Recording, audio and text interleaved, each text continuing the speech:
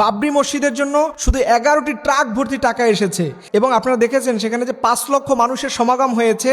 এই 5 লক্ষ মানুষ 2টা করে ইট আনলে সেখানে অলরেডি 10 লক্ষ ইট পৌঁছে গিয়েছে। মুসলমানরা দেখিয়েছে তাদের মসজিদের জন্য তাদের দরদ কত, ভালোবাসা কত। কেউ সিমেন্ট নিয়ে, কেউ বালু নিয়ে, কেউ খাবার নিয়ে সেখানে পৌঁছে গিয়েছে এবং 300 কোটি টাকার একজন লোকই নিজে 80 কোটি টাকা অলরেডি দিয়ে দিয়েছে। এই বাবরি মসজিদের মূল নায়ক হচ্ছে হুমায়ুন কবির, যাকে অলরেডি ভারতে তৃণমূল থেকে বাদ দিয়ে দেওয়া হয়েছে শুধুমাত্র এই মসজিদের উদ্যোগ নেওয়ার কারণে। এবং বলতে খুবই লজ্জা লাগে, এক শ্রেণীর মানুষ অলরেডি বলা শুরু করছে, যেমন করে তোদের পুরানো বাবরি মসজিদ ভাঙছি এইটা করবি, আবার এটাও ভেঙে দেব। নাউজুবিল্লাহ মিন জালিক।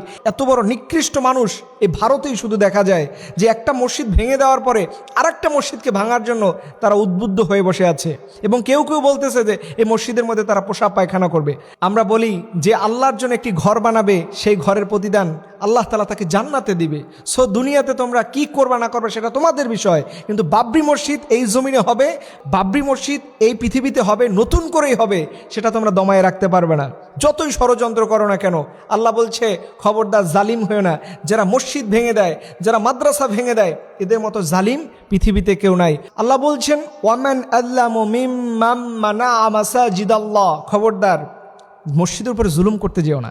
যারা মসজিদের উপর হাত দিয়েছে তাদের জীবন শেষ। আপনি খুঁজে দেখবেন কেউ কখনো ধর্মীয় উপাসনার আঘাত করে সে টিকে থাকতে পারেনি। সে যে ধর্মেরই ধর্মীয় উপাসনায় ভাঙুক না কেন, খবরদার ধর্মীয় উপাসনার আঘাত দিতে যাবেন না। এটার যিনি মূল কারিগর আছেন তিনি এটা সহ্য করেন না। মুসলমানদের আল্লাহ বলছে খবরদার অন্য ধর্মের দেবদেবতাকে তোমরা গালি দিও না, কারণ তিনি এর পরিপ্রেক্ষিতে তোমার দেবতাকে গালি দেবে। এর জন্য ধর্মীয় উপাসনা এটা ভাঙা যাবে না। এবং আপনারা দেখেছেন যে মসজিদের জন্য ভালোবাসা, যেই উদারতা, রাসূল করিম সাল্লাল্লাহু আলাইহি ওয়াসাল্লাম বলছেন মসজিদ হচ্ছে এমন একটা জায়গা যেখানে নামাজ পড়ে প্রতিদিন মুসলমানরা, এবং এই মুসলমানরাই সর্বপ্রথম আল্লাহ রাব্বুল আলামিনকে খুশি করবে। নবীজির হাদিসে বলছেন ইন্না আউয়ালু মা ইউহাসাবু বিহিল আবদু বিসসালাহ, সর্বপ্রথম নামাজের হিসাব হবে।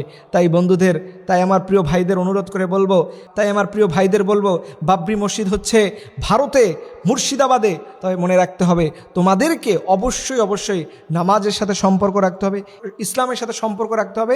কারণ নামাজ যদি না পড়েন, ইসলাম যদি না মানেন, তাহলে আপনার এই জীবনটার কোনো দাম নাই।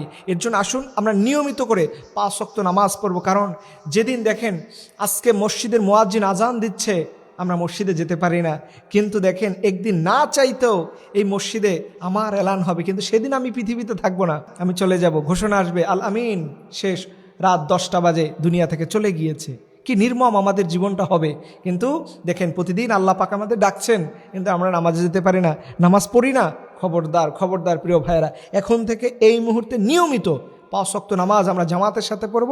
আল্লাহর কাছে বলবো, হে রব, আপনি আমাদের শুধুমাত্র এই নামাজের উসিলা আমাদের জীবনের সব গুনাহ মাফ করে দেন। সবাই যেন আমরা 5 ওয়াক্ত নামাজ আল্লাহর জন্য নিয়মিত জামাতে পড়তে পারি। আল্লাহ আমাদের কবুল আর মঞ্জুর করুক। সব বলুন আমিন।